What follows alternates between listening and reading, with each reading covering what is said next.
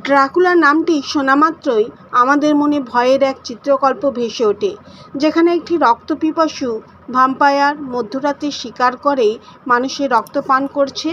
এই চরিত্রটি সাহিত্য জনপ্রিয় হয়ে উঠেছে ব্রাম স্টোকারের 1897 সালে প্রকাশিত কথিত উপন্যাস ড্রাকুলার মাধ্যমে। তবে এই চরিত্রটি কেবল কল্পনার ফসল নয়, ড্রাকুলার পিছনে রয়েছে একটি বাস্তব ইতিহাস যা আরও রহস্যময় এবং ভয়াবহ।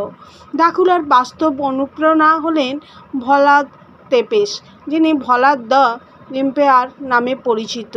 তিনি ছিলেন 15শ শতাব্দীর ট্রান্সিলভানিয়ার ওয়ালচিয়ার একজন কুখ্যাত শাসক।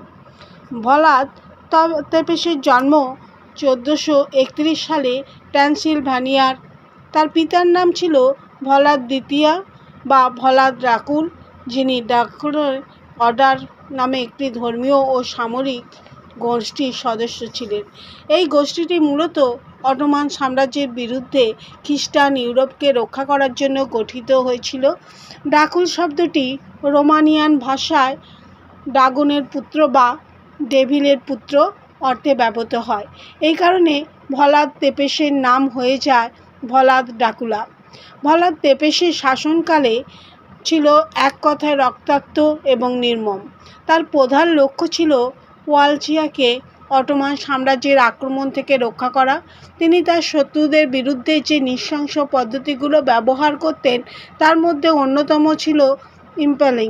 ইম্পালিং হলো একটি দীর্ঘ কাঠের পিলার বা বর্ষা শত্রুর দেহে প্রবেশ করিয়ে তাকে বেঁধে রাখা, যা অত্যন্ত কষ্টদায়ক এবং ধীরগতির মৃত্যুর কারণ হতো।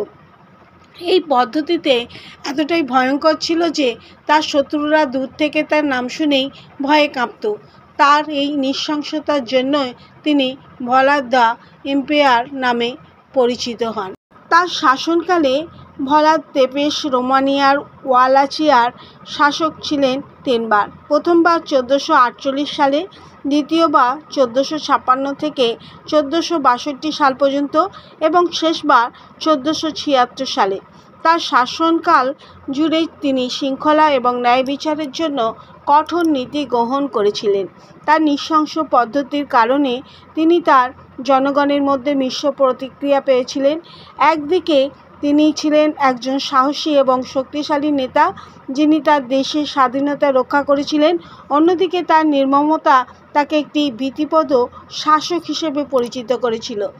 ভ্লাদ তেপেসের বাস্তব কাহিনী নিয়ে আজও অনেক বিতর্ক রয়েছে।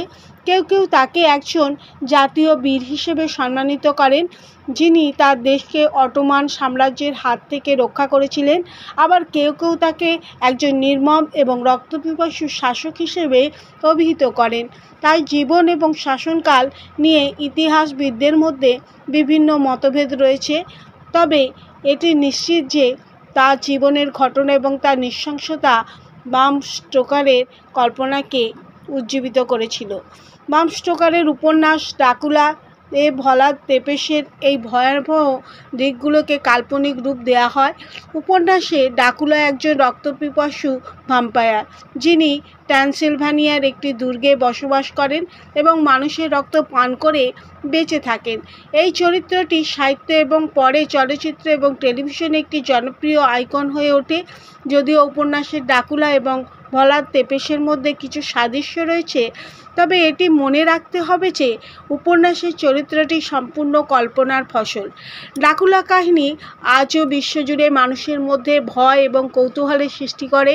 ট্রান্সিলভানিয়ার দুর্গ, যেখানে ভ্লাদ তেপেস একসময় বাস করতেন, আজও পর্যটকদের আকর্ষণ করে। এই কাহিনীর মাধ্যমে আমরা দেখতে পাই কীভাবে বাস্তব ইতিহাস এবং কল্পনা একসঙ্গে মিশে একটি শক্তিশালী এবং চিরন্তন চরিত্র তৈরি করতে পারে। ড্রাকুলার বাস্তব ইতিহাস এবং কল্পনার এই মিশ্রণই তাকে সাহিত্যের এবং সংস্কৃতির জগতে অমর করে রেখেছে।